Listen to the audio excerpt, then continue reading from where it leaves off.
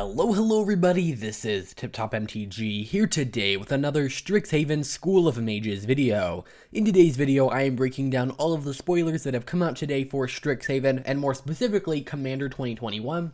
Today being April 8th. So today's the second to last day of spoiler season for Strixhaven, and today, I just like saying today apparently, we are seeing the Silverquill Commander deck.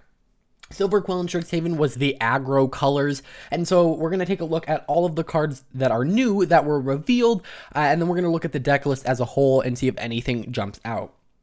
So let's start off with the Face Commander, which has actually been revealed in the past, but I thought, we should probably know what all these cards are going into so that they make a lot more sense, and this is actually extra essential for Silverquill, because there are a lot of cards that don't make a ton of sense, but make a little bit more sense with this.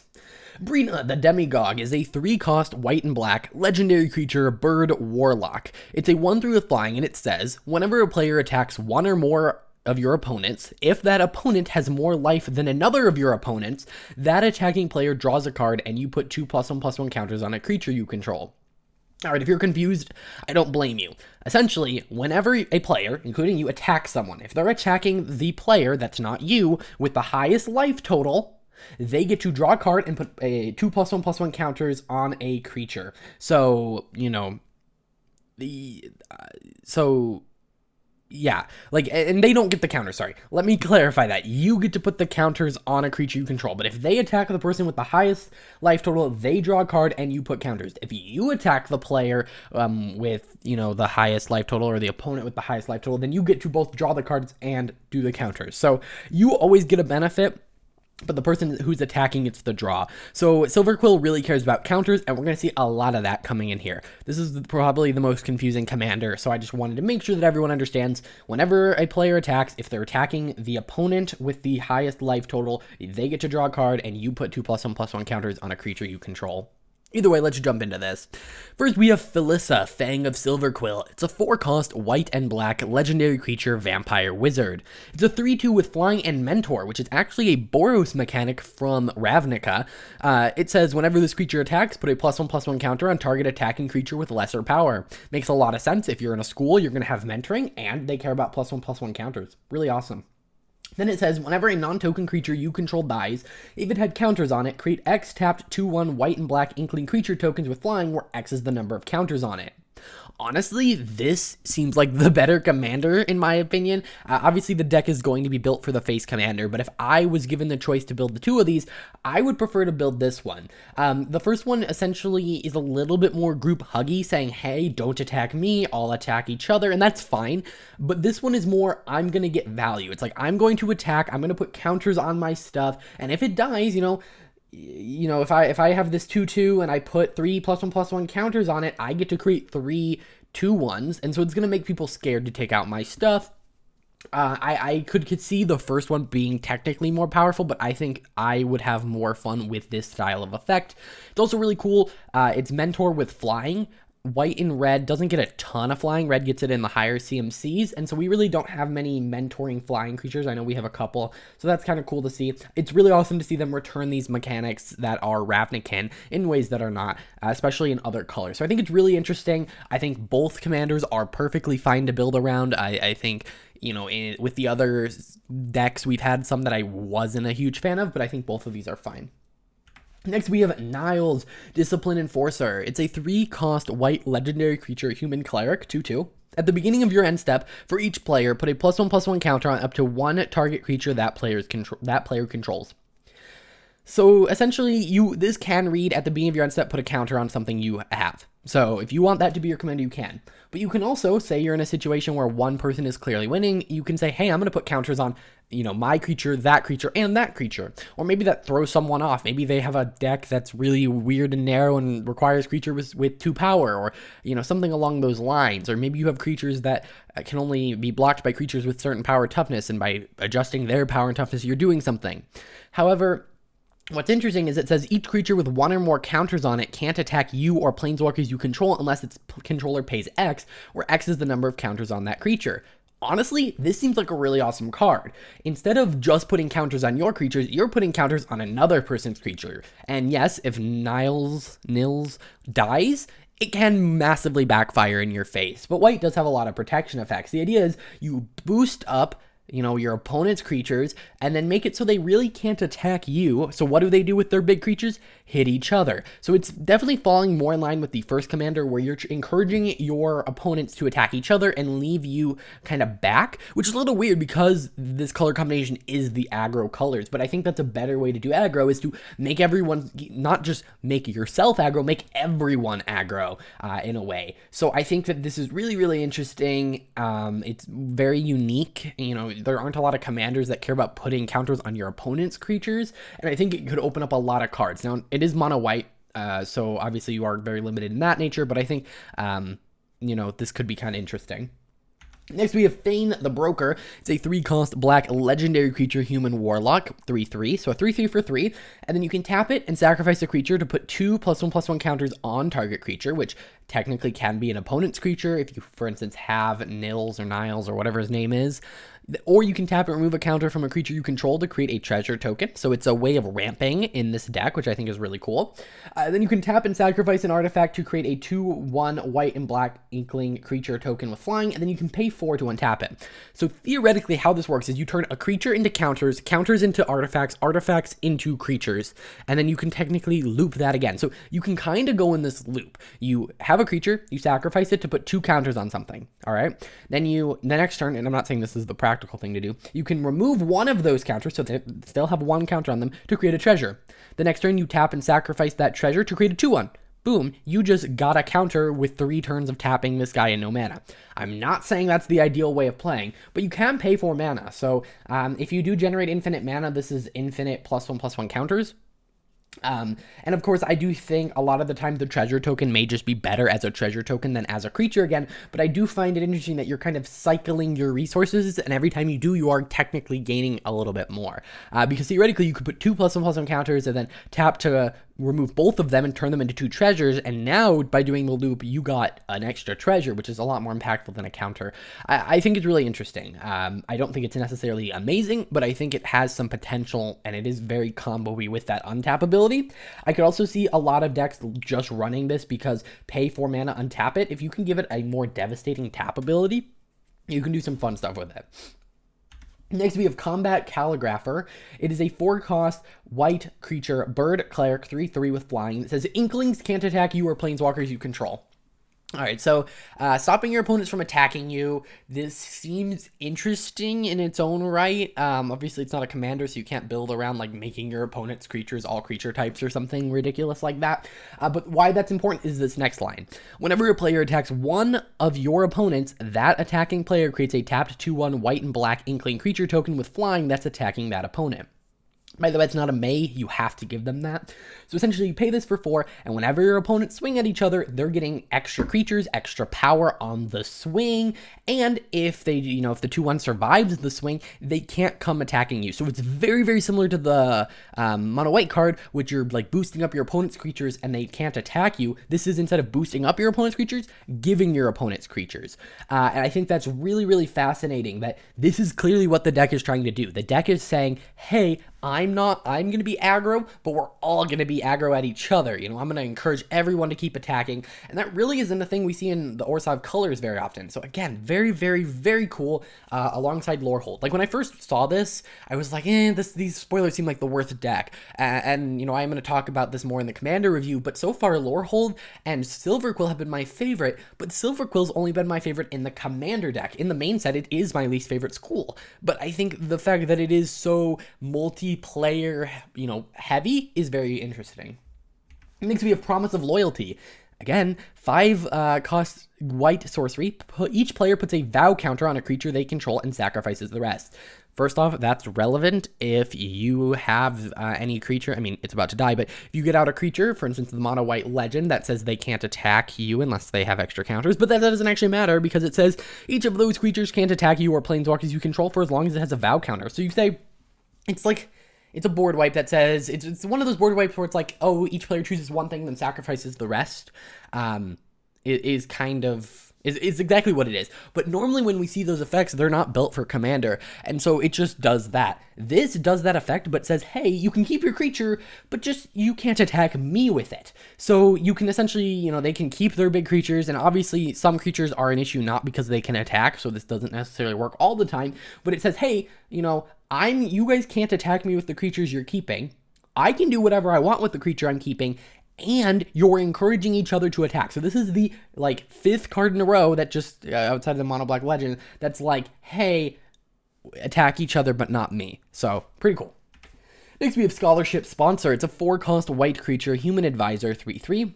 And when it enters the battlefield, each player who controls fewer lands than the player who controls the most lands searches their library for a number of basic land cards less than or equal to the difference, puts those cards onto the battlefield tapped, then shuffles. So if you have an opponent that's at 10 mana and you're at, let's say 4, you got mana screwed at 4, you draw this card, you play it, you get to tutor for 6 lands, so that's 6 basics, and throw them right on the battlefield.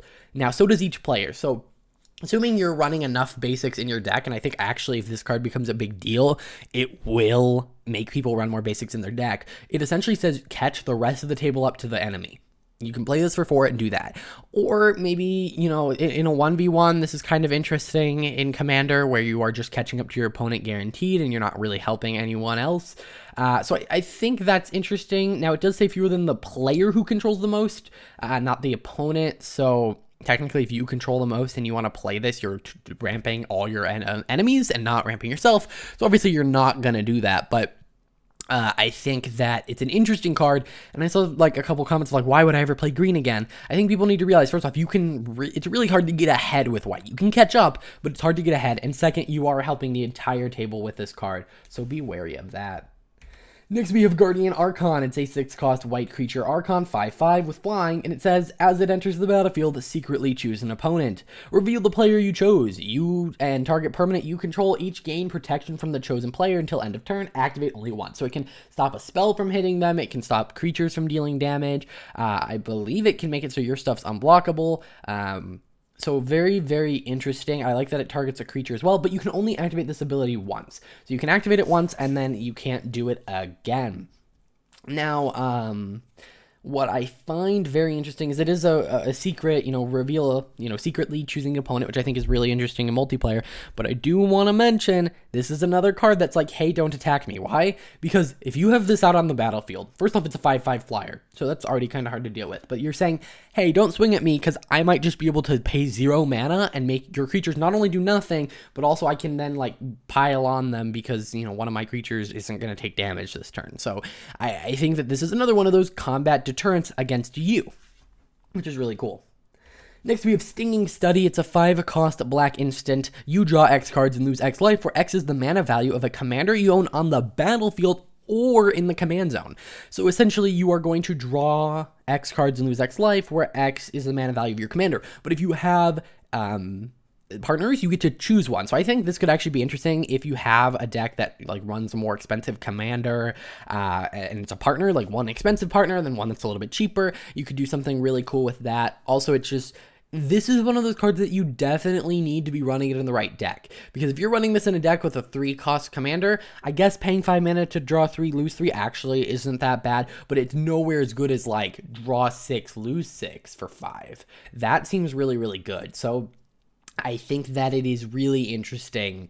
And it's one of those cards where it's like, it's an auto include, but not really. It is kind of expensive. It's also an instant, but it's like, it depends so heavily on your commander, not what it does, but just of the mana value, which is something you don't see that often.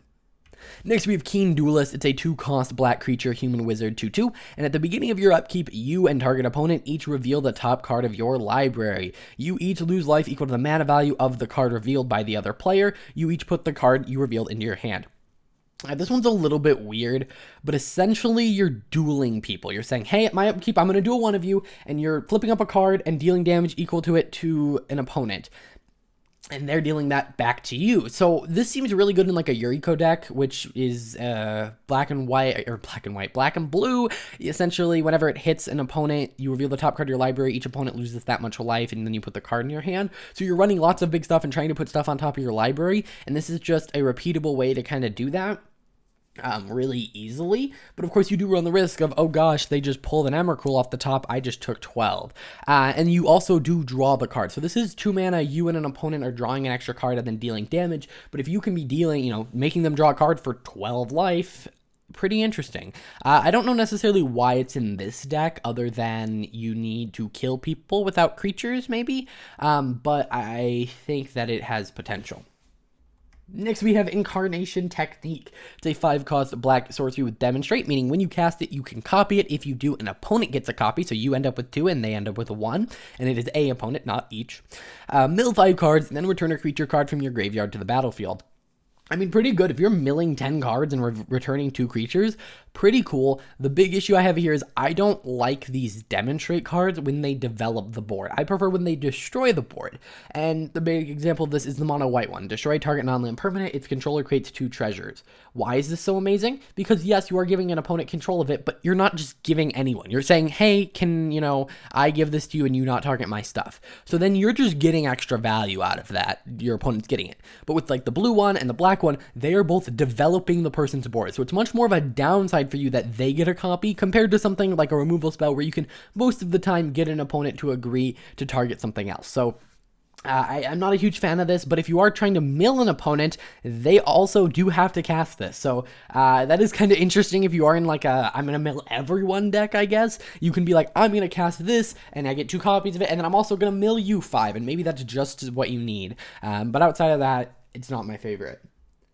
Next, we have Author of Shadows. It's a 5-cost black creature Shade Warlock 3/3, and when it enters the battlefield, exile all cards from all opponents' graveyards. Very good already. It's kind of expensive for that effect, but just it being tacked on is pretty cool. Choose a non-land card exiled this way. You may cast it as long as it remains exiled and spend mana or mana of any color to do so. Very, very good. I don't know necessarily what kind of deck you're throwing this into, but if your meta is filled with lots of graveyard shenanigans, this is a really good answer, because they're doing graveyard shenanigans for a reason. They're probably putting good cards in there to resurrect or to bring back, so you can not only deal with it, but you can also maybe get it back. However, I do want to warn you, if you do this and then pick a card and then cast it and then it dies, it goes back to its owner's graveyard. So if you want something to stay exiled, don't return it. Or you can at least say I'm going to and then never cast it unless you really need to. So yeah, it also says non-land, meaning it can be instants and sorceries. So you play this and you had a, board wipe in your graveyard, boom, you now have another board wipe and you can cast it as long as it remains exiled.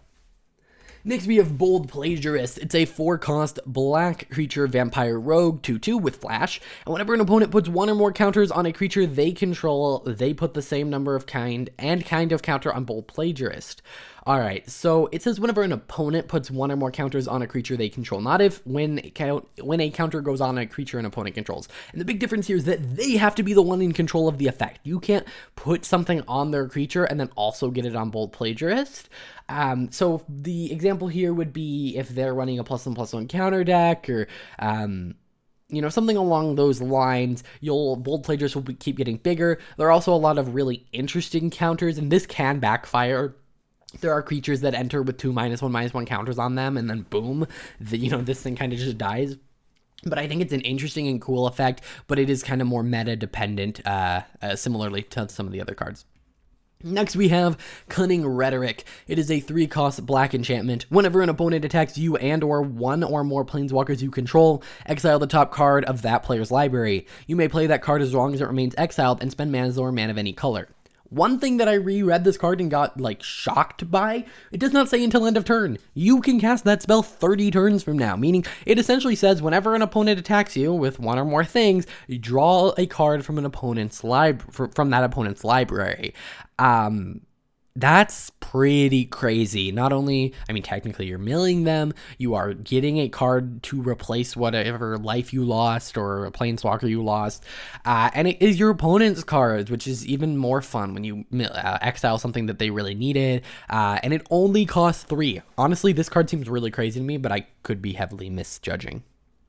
Next, we have Ink Shield. It's a 5-cost white and black instant. Prevent all combat damage that would be dealt to you this turn. Kind of expensive, kind of in the wrong colors. White can do it, but yeah. For each 1 damage prevented this way, create a 2/1 white and black Inkling creature token with flying. All right, pretty crazy. I mean, if someone's swinging at you, say you have 20 life, they're like, ha, I'm swinging at you for 20.